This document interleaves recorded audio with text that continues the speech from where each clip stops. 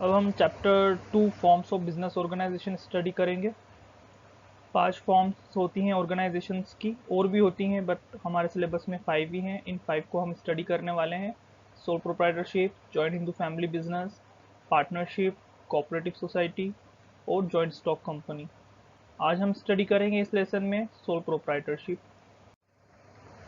Soul का मतलब है सिंगल और प्रोप्राइटर का मतलब है owner of the business. Sole मतलब सिंगल, प्रोप्राइटर मीन्स ओनर। तो सोल प्रोप्राइटरशिप का मतलब यहाँ पे ये है कि वो बिजनेस जिसको मैनेज कंट्रोल एक सिंगल इंडिविजुअल करता है, बिजनेस को चलाने वाला एक ही पर्सन होता है। तो उस टाइप की बिजनेस ऑर्गेनाइजेशन को हम सोल प्रोप्राइटरशिप बोलते हैं। जब एक इंडिविजुअल ही बिजनेस को रन करता है तो सारा प्रॉफिट उसी को मिलेगा और सारा रिस्क भी वही बियर करता है। यहाँ पे सोल का मीन्स है ओनली या वन, और प्रोप्राइटर का मतलब है ओनर। तो सोल प्रोप्राइटरशिप में बिजनेस को रन करने वाला एक सिंगल इंडिविजुअल होता है जो सारा रिस्क बियर करता है और सारा प्रॉफिट उसी को मिलता है। तो अगर इस टाइप की कोई सी ऑर्गेनाइजेशन है तो उसको सोल प्रोप्राइटरशिप बोलते हैं। For example beauty parlour, hair salon, ये उस टाइप की ऑर्गेनाइजेशन है जहाँ पर पर्सनलाइज्ड सर्विस दी जाती है। पर्सनलाइज्ड सर्विस मतलब पर्सन पर्सनली इन सर्विसेज को अपने कस्टमर्स को देता है। जैसे ब्यूटी पार्लर, हेयर सैलून और कुछ रिटेलर्स या स्मॉल स्केल इंडस्ट्रीज भी सोल प्रोप्राइटरशिप से रन होती हैं। जैसे एक रिटेल शॉप, आपके लोकेलिटी में जो ग्रोसरी स्टोर्स होंगे, जो लोकल शॉप्स होंगी, वो सभी सोल प्रोप्राइटरशिप के एग्जाम्पल हैं। अब बात करते हैं characteristics of sole proprietorship. Sole proprietorship के क्या क्या कैरेक्टरिस्टिक्स होते हैं। तो हम यहाँ पे कैरेक्टरिस्टिक्स को दूसरी फॉर्म्स ऑफ ऑर्गेनाइजेशन से कंपेयर करके पढ़ेंगे जिससे उसको समझना आसान हो। First, formation and closure. Sole proprietorship को स्टार्ट करना और सोल प्रोप्राइटरशिप को बंद करना बहुत इजी है। क्यों? क्योंकि कोई लीगल फॉर्मेलिटीज रिक्वायर्ड नहीं होती। लीगल फॉर्मेलिटीज का मतलब है कोई भी पेपर वर्क हमें नहीं करना पड़ता, कहीं से परमिशन नहीं लेना पड़ती, लाइसेंस नहीं लेना पड़ता, रजिस्ट्रेशन नहीं कराना पड़ता। जबकि दूसरी फॉर्म्स ऑफ ऑर्गेनाइजेशन जैसे joint stock company, cooperative society में कंपलसरी होता है रजिस्ट्रेशन। लेकिन सोल प्रोप्राइटरशिप को फॉर्म करना या उसको बंद करना जो है वो इजी है, क्योंकि कोई लीगल फॉर्मेलिटी रिक्वायर नहीं रहती है सोल प्रोप्राइटरशिप बिजनेस को स्टार्ट करने के लिए। सिर्फ कुछ केसेस में लाइसेंस की रिक्वायरमेंट रहती है, फॉर एग्जांपल मेडिकल स्टोर्स। सो कोई सेपरेट लॉ नहीं है सोल प्रोप्राइटरशिप के लिए। हमारी कंट्री में कोई लॉ नहीं बनाए गए हैं जो सोल प्रोप्राइटरशिप को फॉलो करना पड़े। लेकिन जो दूसरी फॉर्म्स ऑफ ऑर्गेनाइजेशन है जैसे जॉइंट स्टॉक कंपनी, तो उसके लिए कंपनीज एक्ट 2013 है। पार्टनरशिप, तो पार्टनरशिप के लिए पार्टनरशिप का एक डिफरेंट लेजिस्लेशन है, पार्टनरशिप एक्ट 1932। तो हर एक फॉर्म ऑफ ऑर्गेनाइजेशन के लिए उसका कुछ कानून है, कुछ लेजिस्लेशन है। लेकिन सोल प्रोप्राइटरशिप के केस में ऐसा कुछ नहीं है। सोल प्रोप्राइटरशिप के केस में ऐसा कोई लॉ नहीं है जो सोल प्रोप्राइटरशिप की फॉर्म ऑफ बिजनेस को फॉलो करना पड़े। क्लोजर, बिजनेस को क्लोज करना भी इजी है, जबकि दूसरे फॉर्म ऑफ बिजनेस को क्लोज करना भी डिफिकल्ट रहता है। जॉइंट स्टॉक कंपनी को बंद करने के लिए बहुत सारी लीगल फॉर्मेलिटी रिक्वायर रहती है। Now, liability. लाइबिलिटी का मीनिंग आपको पता ही होगा। लाइबिलिटी का मतलब होता है जो डेट बिजनेस के ऊपर है या ओनर के ऊपर है उसको हम लाइबिलिटी बोलते हैं। इन सिंपल वर्ड हिंदी में हम इसको कर्ज भी बोलते हैं।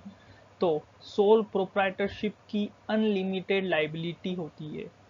जो सोल प्रोप्राइटर रहता है, बिजनेस का सिंगल इंडिविजुअल रहता है, उसकी अनलिमिटेड लाइबिलिटी होती है। यहाँ अनलिमिटेड लाइबिलिटी का मतलब ये है कि अगर बिजनेस के अंदर उसके असेट्स कम रहे उसकी डेट को पे ऑफ करने के लिए, तो उसको अपने पर्सनल असेट्स को यूज करना पड़ेगा अपने बिजनेस के कर्ज को चुकाने के लिए। उसी को हम अनलिमिटेड लाइबिलिटी बोलते हैं।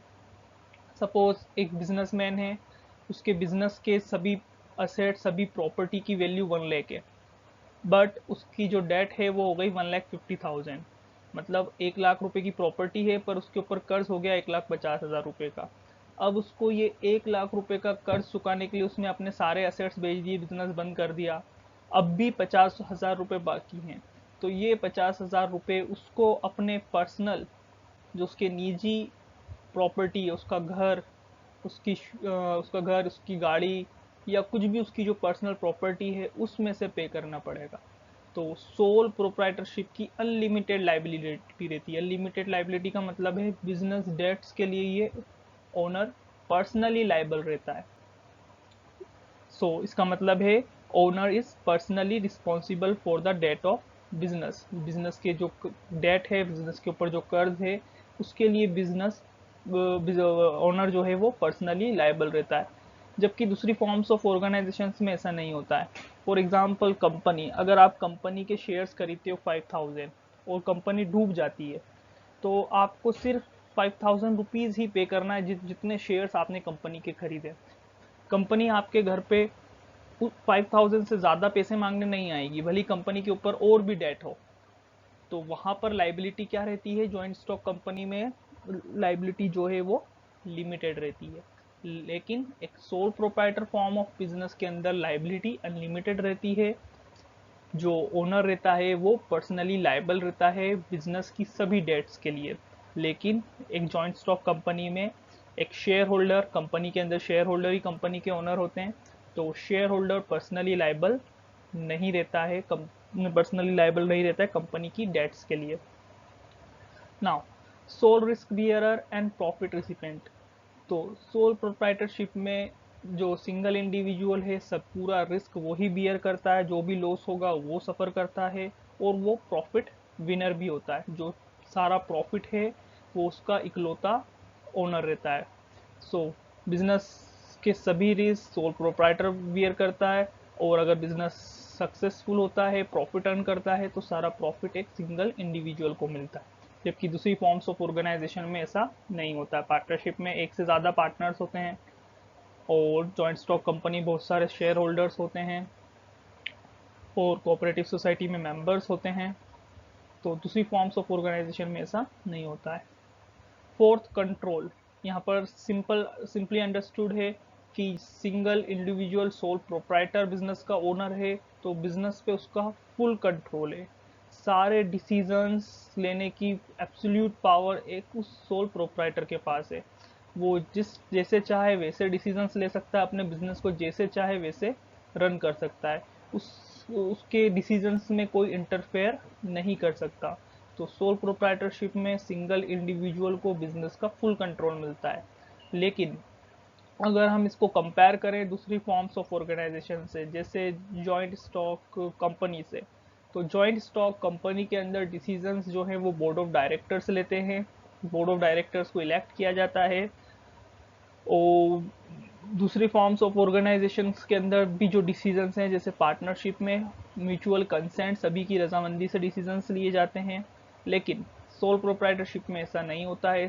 जो कंट्रोल रहता है वो सिंगल इंडिविजुअल का रहता है, वो सभी डिसीजंस खुद लेता है, किसी का इंटरफेरेंस नहीं रहता है। Now, no separate entity. Entity का मतलब पहचान है यहाँ पर।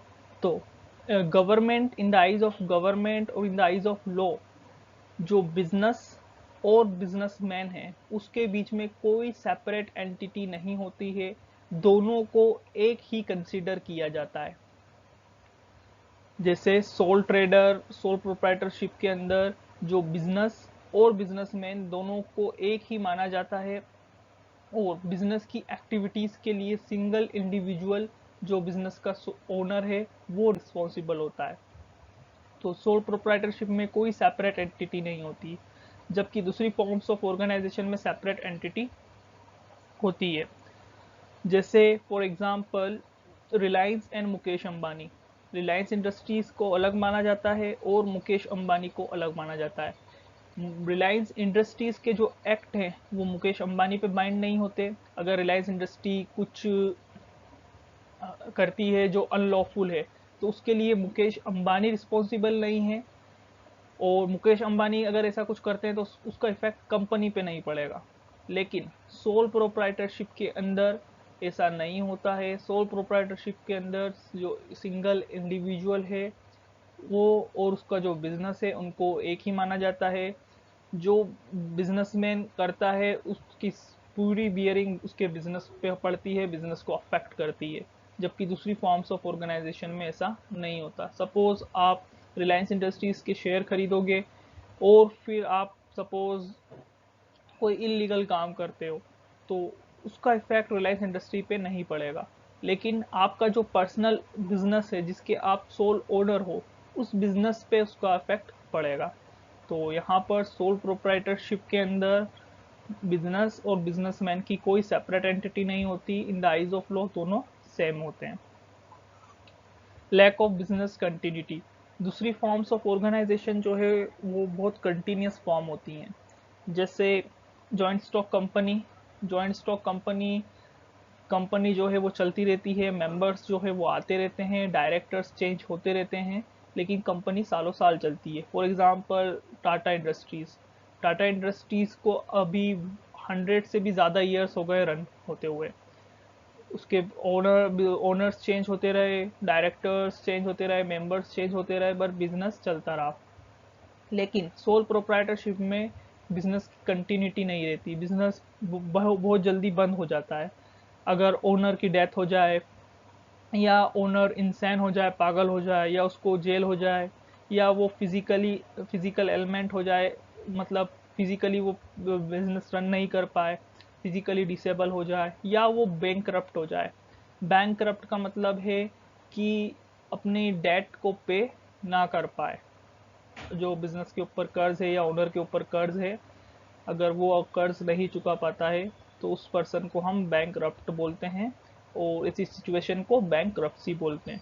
तो सोल प्रोप्राइटर के बैंक की वजह से, उसकी डेथ की वजह से, इंसैनिटी, इम्प्रिजनमेंट और फिजिकल एलिमेंट की वजह से जो है बिजनेस कंटिन्यूस नहीं रह पाता। ये पॉइंट भी इससे रिलेटेड है, क्योंकि सोल प्रोप्राइटर की कोई सेपरेट एंटिटी नहीं है, तो सोल प्रोप्राइटर पे अगर कोई अफेक्ट पड़ता है तो बिजनेस कंटिन्यू नहीं हो सकता। सोल प्रोप्राइटर का डायरेक्ट और डेट्रीमेंटल इफेक्ट बिजनेस पे पड़ता है, क्योंकि कोई सेपरेट एंटिटी नहीं है। तो बिजनेस की लैक ऑफ कंटिन्यूटी रहती है। सिंगल इंडिविजुअल को कुछ भी अफेक्ट होने से, डेथ होने से, उसकी इंसैनिटी, इम्प्रिजनमेंट या कुछ किसी और कॉज की वजह से बिजनेस कंटिन्यू नहीं हो पाता और बिजनेस बंद हो जाता है।